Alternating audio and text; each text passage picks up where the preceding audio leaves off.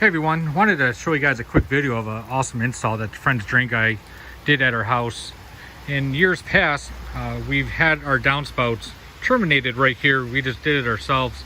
Called up the Friend's Drain Guy to see if he can offer a better solution. He came out, he ended up burying all of our downspouts for our storm drain runoff.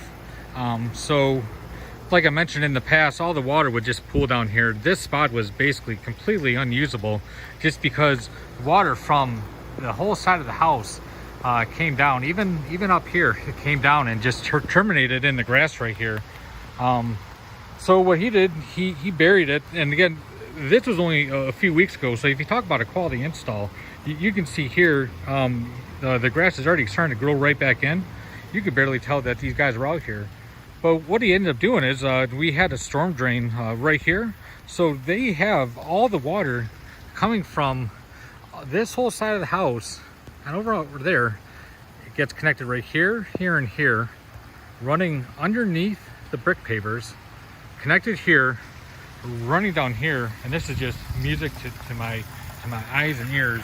Seeing it in here, the storm runoff, all that was going into my yard. Now it's going directly into the storm drain.